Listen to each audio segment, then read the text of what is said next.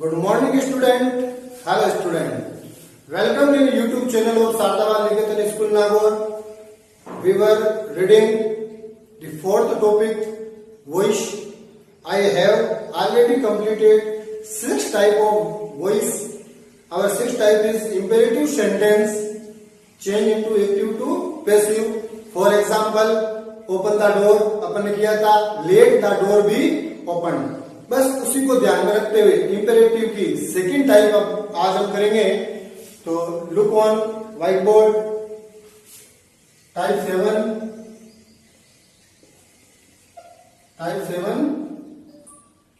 Imperative.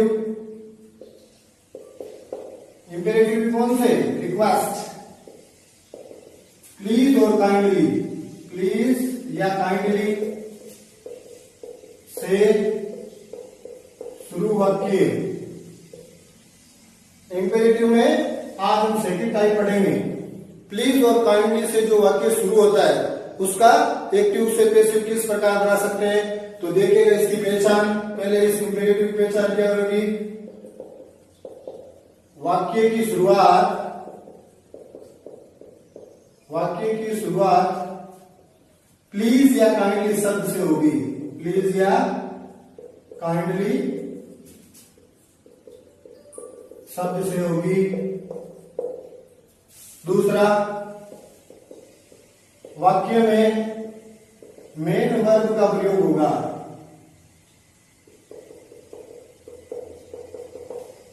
साधारण शब्दों में कहा जाए तो सीधी यही बात है. प्लीज और काइंडली से शुरू वाक्यों का एक्टिव से पैसिव बनाना. इसकी वाक्य की पहचान ये रहेगी. उस वाक्य में प्लीज और काइंडली शब्द का प्रयोग होगा, वाक्य मेन वर्ब से शुरू होगा. तो इसके चेंज करने के रूल क्या रहेंगे? सो पहले जो ऑब्जेक्ट है उसको अपन चेंज करेंगे सब्जेक्ट में. यानी कि जैसे अपना वो रूल है उसी को ध्यान में रखना है. एक्टिव से पैसिव बनाते समय ऑब्जेक्ट को सब्जेक्ट बनाना, रूप सहित परिवर्तन करना. जैसे कि मान लो उधर लिखा है मी, तो इधर आके हो जाएगा आई. उधर लिखा अस, तो इधर हो जाएगा वी. उधर लिखा हर, तो इधर आ जाएगा सी. तो पहले नियम ये होगा. सेकेंड देगा मॉडर्न में का प्रयोग करना. इसमें काल्पनिक रूप से मॉडल में का प्रयोग होगा. मॉडल में का प्रयोग करना. मॉडल में के प्रयोग का तीसरा, प्लीज या काइंडली शब्द का प्रयोग होगा. वापस इनका प्रयोग करना है. उसके बाद होता है बी शब्द का प्रयोग. बी का प्रयोग करना. इसमें बाय का प्रयोग नहीं होगा. किसका प्रयोग होगा? बी का प्रयोग होगा. फिफ्थ में देखिए, बी के बाद वर्ब की थर्ड फॉर्म का प्रयोग करें. ये थोड़ा आपने समझ लिया होगा.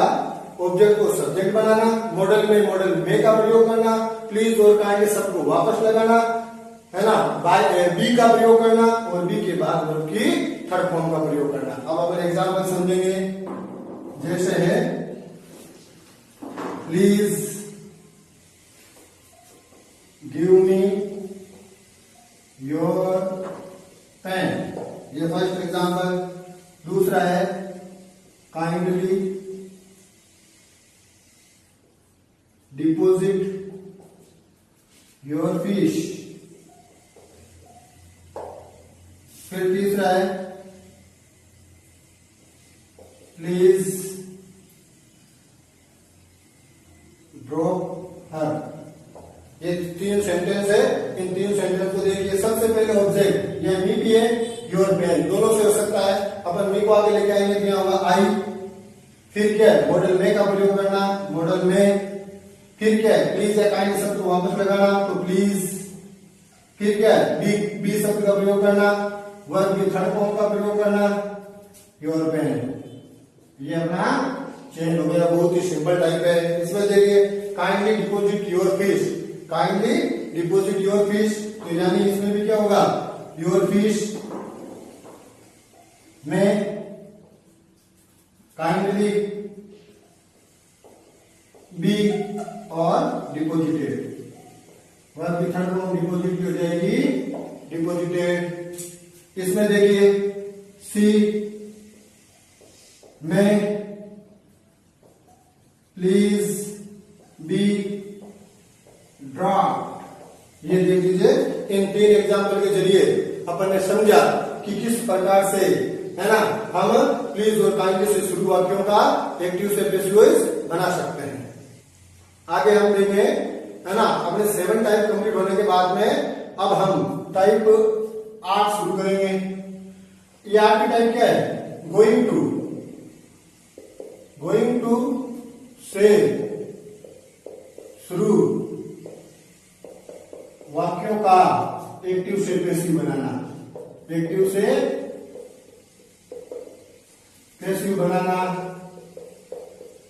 अब आपके सामने है एक अलग टाइप जिसमें गोइंग टू, जैसे कि गोइंग टू एक इंट्रांजिटिव वर्ब है, गोइंग टू से गो वर्ब से कोई पैसिव वॉइस नहीं बनता, लेकिन इस गोइंग टू को आगे टू लगा के फिर एक मेन वर्ब लगा के किस प्रकार से एक्टिव से पैसिव वॉइस बनाया जा सकता है, इसके नियम देखिए। तो गोइंग टू की पहचान क्या रहेगी? इस गोइंग टू का प्रयोग इज आर एम के साथ हो सकता है, is are am plus going to, और यहां आ गया है प्लस मेन वर्ब का प्रयोग। तो इसको अपन चेंज कैसे करेंगे? अगर ये आया रहेगा तो इसको अपन चेंज करेंगे, इज आर एम का is are am plus going plus to plus be plus verb की थर्ड फॉर्म का प्रयोग। इसी प्रकार से अगर देखो, यदि वाज वर्ब का प्रयोग हो, was verb plus going to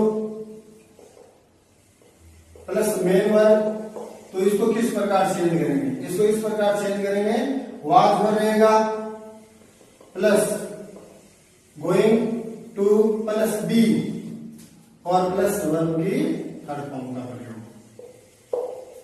ये अपन ध्यान रख लेते हैं, वापस से एक बार कर लेते हैं। जब गोइंग टू का प्रयोग होगा तो ये इज आर एम के साथ होता है, is are am plus going to plus main verb. तो इसको चेंज कैसे करेंगे? इज आर को इज आर में रखना है, गोइंग के बाद में टू बी लगाना है, गोइंग के बाद में क्या लगाना है? टू बी, और फिर वर्ब की थर्ड फॉर्म का प्रयोग कर देना है। इसी प्रकार से यदि गोइंग टू के साथ वाज बना जाए और टू बाद में मेन वर्ब रहेगी, मेन वर्ब का मतलब होता है मेन वर्ब की फर्स्ट फॉर्म, इधर भी मेन वर्ब की फर्स्ट फॉर्म। तो इसको चेंज कैसे करेंगे? Was verb going to plus be plus verb की थर्ड फॉर्म। एग्जाम्पल से समझेंगे,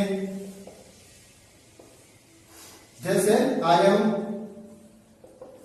going to teach English now. देखिए, she was going to buy books from market. आगे देख लीजिए, और he is going to punish students। Fourth वाक्य अपना रहेगा, you were going to grow a plant। ये देखिए, फोर्थ सेंटेंस अपने सामने है, और ये एम गोइंग टू का प्रयोग हुआ है, वाज गोइंग टू का प्रयोग हुआ है, इज गोइंग टू का प्रयोग हुआ है, और वर गोइंग टू का प्रयोग हुआ है। तो अपन को करना क्या है? अपन को पहले ऑब्जेक्ट बनाना है, इंग्लिश। अब इंग्लिश सिंगुलर है, अब इसके साथ हमने लगे इज, तीनों में से, फिर गोइंग टू बी, बी लगाना है, और उसके बाद टीच की थर्ड फॉर्म क्या होती है? टॉट, टॉट नाउ बाय मी। समझ में आ गया होगा आपको? अपन ने क्या किया?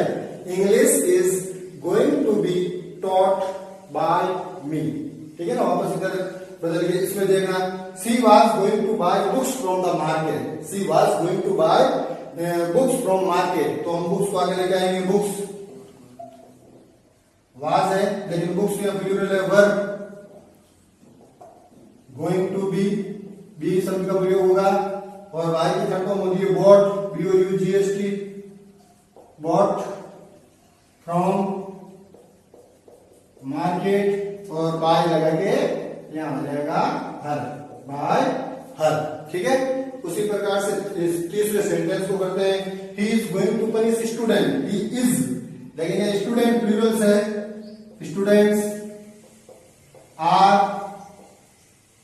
Going to be, going to be कैसे यूज बनाते समय, to be punished, going to be punished by him, going to be punished by him करेंगे। आगे देखिए, you were going to grow a plant, you were going to grow a plant, तो इसमें अपन करेंगे a plant was going to B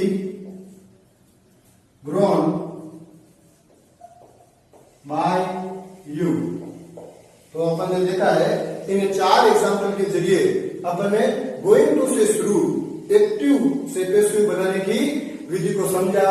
देखिएगा, जब going to का प्रयोग होगा तो ये इज आरएम के साथ होगा, जब वापस इसको चेंज करेंगे तो इज आरएम रखेंगे, इज आरएम के बाद going plus to plus be शब्द का प्रयोग करने के बाद वर्ब की थर्ड फॉर्म का प्रयोग करेंगे। यदि गोइंग टू के साथ वाज वर्ब का प्रयोग है तो वाज वर्ब को रखते हुए फिर वही गोइंग टू बी और वर्ब की थर्ड फॉर्म का प्रयोग करेंगे। एक बार इसको वापस समझ लेते हैं, I am going to teach English now, तो अपन देखते हैं कि एम गोइंग टू बी का प्रयोग हुआ है, तो इंग्लिश को आगे लेके आए, इंग्लिश के साथ में अपन ने एम नहीं लगा सकते तो इज का प्रयोग होगा, गोइंग टू बी, और बी के बाद टीच की थर्ड फॉर्म होगी टॉट, नाउ का नाउ, और बाय शब्द का प्रयोग करके, है ना, ये आई उधर चला जाएगा, मी में चेंज हो जाएगा। उसी प्रकार से ये देखिए, she was going to buy books from market, तो अपन ने देखा है कि पहले अपन बुक्स को आगे लेके आए, बुक्स प्लूरल है तो वर्ड लगा, going to be bought from market by her. इस प्रकार हमने गोइंग टू की टाइप को भी समझा। धन्यवाद।